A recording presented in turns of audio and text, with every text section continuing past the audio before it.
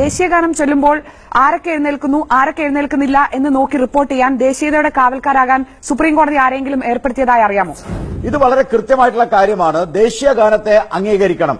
Sasikala teacher ഇതല്ല ദേശീയഗാനം എന്ന് പറഞ്ഞിട്ടുണ്ട്, ഇതിനെയല്ല അംഗീകരിക്കേണ്ടതെന്നും പറഞ്ഞിട്ടുണ്ട്. ശശികല ടീച്ചർ അങ്ങനെ പറഞ്ഞിട്ടില്ല. ഞാൻ ഇങ്ങോട്ട് വരുമ്പോഴും 4 ദിവസം മുമ്പ് ഞാൻ ശശികല ടീച്ചറെ അടുത്ത് സംസാരിച്ചതാ. ഇന്ത്യ സന്ദർശിക്കാൻ വന്ന ബ്രിട്ടീഷ് ചക്രവർത്തിക്ക് ആതിഥ്യം ഓതുവാൻ വേണ്ടി എഴുതിയ സ്വാഗത ഗാനമാണ് ജനഗണമന അധിനായക ജയ ഹേ എന്നുള്ളത്. ഞാനൊരു സത്യം പറഞ്ഞ് വിശ്വസിക്കൂ, എന്നാ എനിക്കത് ഓർമ്മയില്ല.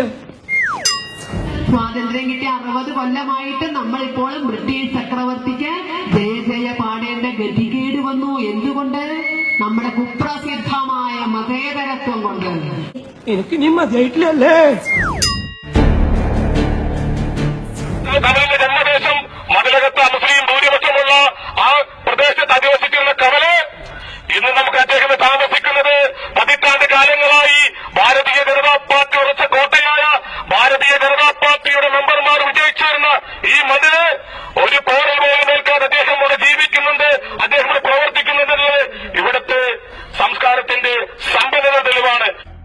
ഇനി ഒരു അച്ഛനെ വേണ്ടി ചവിട്ടി പണ്ടം പൊട്ടിക്ക് ഞാൻ. അപ്പൊ ഒരു അടികാരൻ സിനിമയിലല്ല നീ ജീവിതത്തിൽ അടിക്കൊണ്ടിട്ടാ നത്തോലി. ഫിലിം സൊസൈറ്റി അടച്ചുപൂട്ടണമെന്ന് മാത്രം പറഞ്ഞുകൊണ്ട് ഞാൻ എന്റെ അധ്യക്ഷ പ്രവർത്തനം അവസാനിപ്പിക്കും.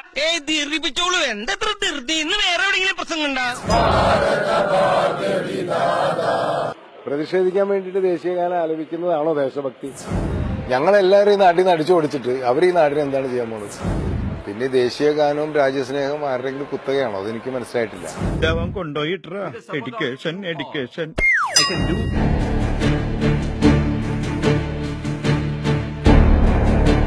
ദേശീയഗാനം ആലപിക്കുമ്പോൾ എഴുന്നേറ്റ് നടന്ന ഒരു പ്രമുഖനെ കുറിച്ച് ഞാൻ പറയേണ്ട കാര്യമില്ലല്ലോ.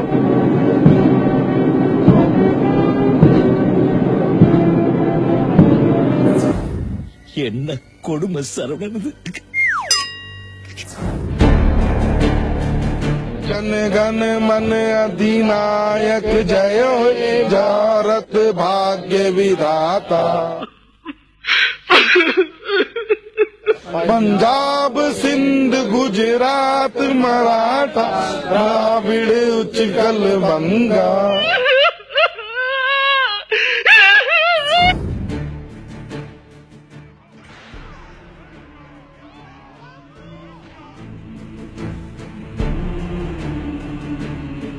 നിങ്ങളുടെ അജണ്ടയിൽ ഞങ്ങൾക്ക് ഭയമാണ് സാർ, അതാണ് പ്രശ്നം. പണ്ട് BS മുൻജെ ഹിറ്റ്ലറുടെ മാതൃകയിൽ ഇന്ത്യയിൽ ഒരു മിലിറ്ററി അക്കാദമി തുടങ്ങി RSSന്റെ നേതൃത്വത്തിൽ.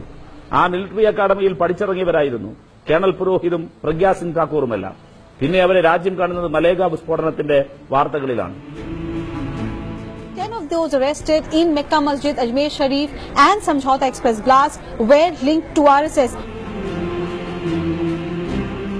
ചരിത്രമൊന്ന് വായിക്കണം. 920കളിലെ ഉത്തർപ്രദേശിലെ ലക്നൌവിലെ ബഡേശ്വർ പോലീസ് സ്റ്റേഷന്റെ കേസ് ഒന്ന് പോയി അന്വേഷിക്കണം. അതിനകത്ത് 2 പേർ പ്രതികളുണ്ടായിരുന്നു. ഒന്ന് അടൽ ബിഹാരി, മറ്റൊന്ന് പ്രേം ബിഹാരി. അതിൽ അടൽ ബിഹാരി ഇന്ത്യൻ പ്രധാനമന്ത്രിയായിരുന്നു.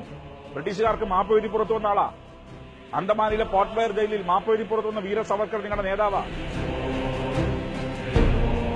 ഇവിടെ രാജ്യസ്നേഹം ഒരു വിഭാഗം തെളിയിക്കണം. അതിനെന്ത് യുക്തിയാണ്? ഏതായാലും നിങ്ങളെക്കാൾ രാജ്യസ്നേഹം ഇവിടുത്തെ മുസ്ലിങ്ങൾക്കും ഇവിടുത്തെ കമ്മ്യൂണിസ്റ്റുകാർക്കും ഇവിടുത്തെ ജനങ്ങൾക്കുമുണ്ട്. ഹിന്ദുസ്ഥാൻ को मुस्लिम मुक्त भारत करने के लिए हमें काम करना चाहिए और हम काम कर रहे हैं.